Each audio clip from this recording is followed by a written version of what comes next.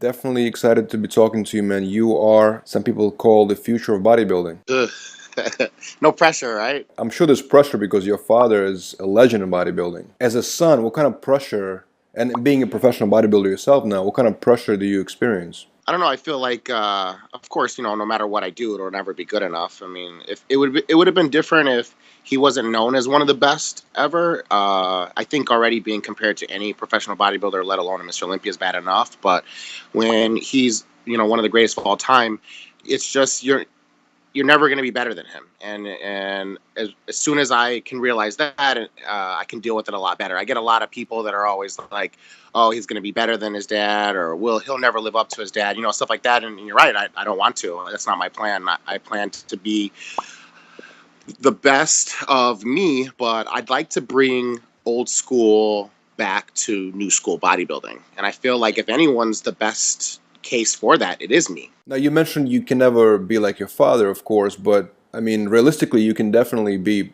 maybe even, bigger than he was as far as winning more Olympias and, becoming more successful. I could win, four Mr. Olympias. I can win more than him, and I'm still not going to change the sport like he did. I feel like what they did back in the day is always going to be the greatest no matter what, because you can have the greatest physique in the world. I think Phil Heath, has one of the greatest physiques ever, but he didn't really have to figure out anything on his own. He had to figure out his own body, of course, like every bodybuilder. But back in the day, these guys had to figure out a leg curl worked your hamstrings, pull downs worked your lats. Like, there was no book for them to open and be like, oh, I want to work on this here. These are the exercises I should do. And then you get into the whole science of, drugs and stuff like that.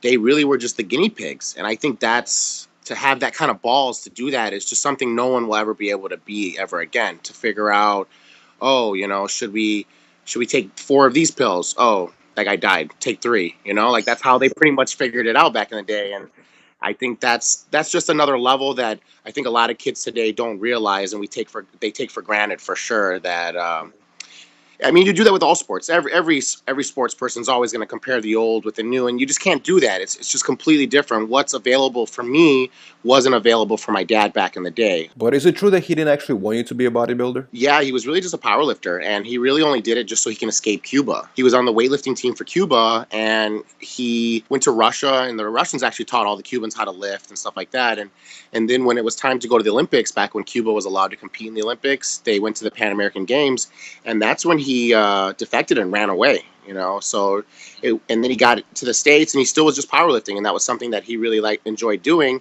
And I think because of obviously his genetics that we learned later were just really ahead of its time, his body was just adapting so fast, cosmetics wise, how he was looking.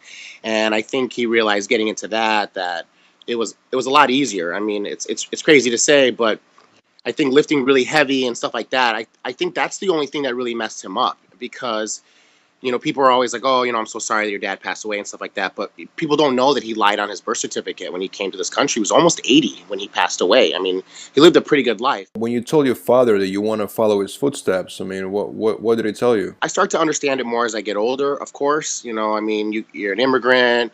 You come to a different country. You want your kids to be different than what you had to deal with. And that's understandable. But after a certain point, I think you have to realize that I'm not going to quit. And he did. He just wanted me to be in school. And even, once I started joining gyms on my own, because he wouldn't help me, and he wouldn't even give me any advice or anything. We never spent any time in the gym together. So once I just took it on my own, where I was just like, you know what, I'll just do it myself. He actually took it upon himself to call the gyms, because everybody in Chicago is his friend. And they wouldn't let me go to the gym anymore. And I think he thought that if I didn't have that, I would just put it towards school, and that was completely the opposite. So yeah, when I was about 18, I'd been lifting for a couple of months. I realized that I wasn't going to be able to do it in the shadow living in Chicago. Like Arnold is in California, my dad is like that in Chicago. So I just picked up and left, and I went to Florida. So what kind of relationship did you actually have with your father? Yeah, it wasn't the best one. A lot of people don't know, and they always want to tell me about how great of a bodybuilder and a father he is.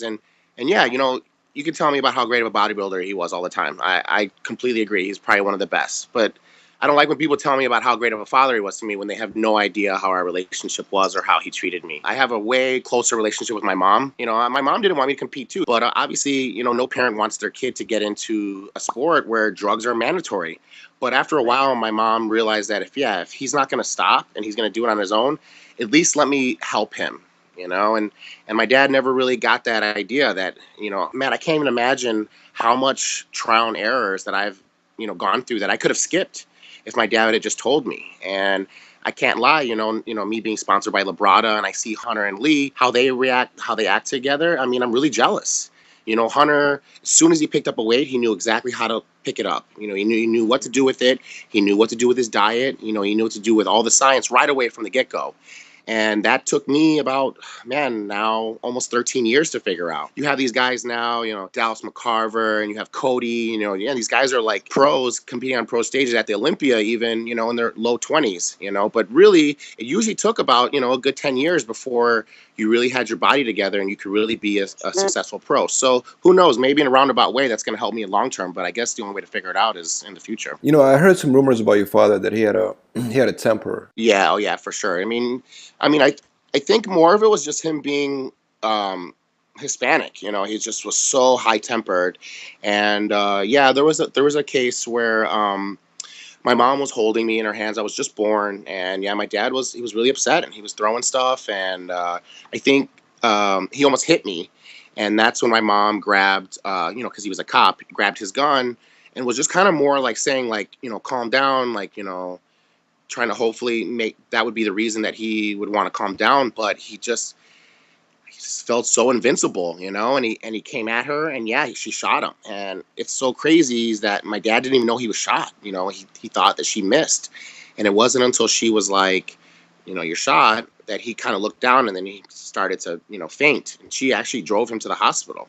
But the doctor said that if he wasn't as big as he was, he would have died. Did you get a chance to kind of reconcile with your dad before his passing? Man, it was just such a toll to try and get him to get out of his old school ways. And I think a big majority of it is like what I was saying is he's just so old school mentality, and it's tough to get that out. And actually, the last time that we ever talked was, I think it was the 45th anniversary of the Mr. Olympia, and that's when they were bringing back all the Mr. Olympias for the first time. And my dad doesn't have any cell phones, credit, computer, nothing. So it was actually me who. Robin Chang had to get a hold of him, and they contacted me, say they were doing the reunion, and I called my dad to tell him, and right away he's just like, no, no, no, no. He's just still so bitter about the sport and what they did to him. And I tried to explain to him that, I'm trying to get into the sport now, and, it looks really bad, and he's going to be the only Mr. Olympia not there. And it was like really weird. Like all of a sudden, he called me back and he's like, okay, I'll go, but tell him that I want you to go with you or go with him. And I remember like, it was like the greatest day of my life. Like, it was like, man, who is this guy that I'm talking to? He wants me to go with him. And we get there and he just was so miserable. He was so upset. Everything was making him mad. He didn't like where they put the booth. He didn't like how they're treating him. And I think it's really hard for these, old school guys to realize you're not in the limelight anymore. And I think that hit him really hard.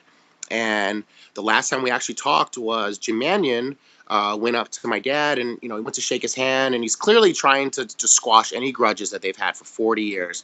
And he goes to shake his hand, and he's like, "Hey, the Myth," and my dad totally disses him. He pretty much did one of the moves his hand. He didn't really do that, but pretty much, and he did that in front of everybody. And I wasn't there, but somebody had told me about it, and I went to go talk to my dad, and I was like, please, you can't do that. That's the president of the NPC. That's only gonna hurt me. And he just got so upset and so mad that he just again, went on one of these tirades and just throwing stuff in the hotel room and end up calling the cops and kicked me out of the hotel room that we were both staying in. And I tried to tell my dad, like, I didn't have anywhere to stay. I was really just stranded in Las Vegas for the next 2 days, and he didn't care. It didn't matter to him. And that's when I just realized he's just so, he's just lost it mentally. And that was the last time we talked, unfortunately. Do you think maybe your father was frustrated at the business and the politics of bodybuilding? For sure. It's the same thing I told Tony Doherty, is that no one ever in the sport ever dealt with what my dad dealt with, and they never will. To deal with being the first colored, Mr. Olympia and Hispanic at the same time, I can't even imagine what he dealt with.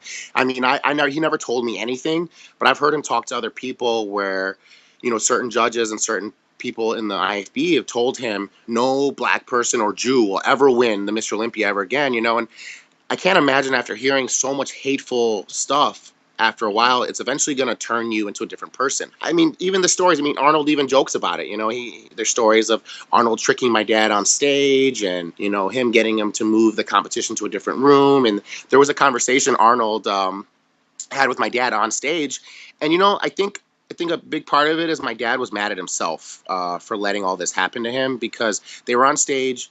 And Arnold's like, we're the best two bodybuilders in the world. I think back then you were getting like $1,000 for the Olympia or something like that. And he's like, we're the best two bodybuilders in the world. We should walk off stage and tell them we want more money. And my dad walked off stage, and Arnold stayed on stage and said my dad quit, and Arnold won that show. And then, Arnold got into movies, and my dad was actually supposed to be in the Predator movie with Arnold. Yeah, Arnold asked him to be in it, and you could tell my dad just still doesn't get it.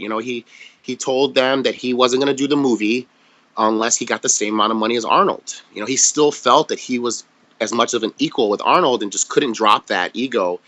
And yeah, look what that movie turned out to be, and who knows what my dad's career would have turned out to be. So I think deep down he was mad at himself for letting him get screwed back in the day, and then watching someone he knew that he was better than, in the sport, go on to have the greatest career ever, and probably in the history of all sports. Well, I just definitely want to say rest in peace to Sergio. I mean, definitely we at Generation 9 respect him deeply, man. So Yeah, thank you. now you recently signed with Labrada. Are you ready for the business aspect of it? I care about like the image, not just clothes and just supplements, but just selling an image as a whole. And I don't want to sell out. And there's a thin line. Like my dad, his biggest problem is that he wouldn't be a sponsor for Weeder. That ended up being the thing that crushed him, is that since he didn't take Weeder supplements, he didn't want to say that he did.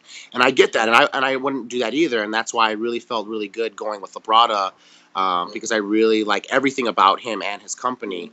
But I do feel like there's a time where you do have to play the game, and that's something new that not a lot of old bodybuilders have to deal with. I can't say that I'm going to be ready for it. It's not.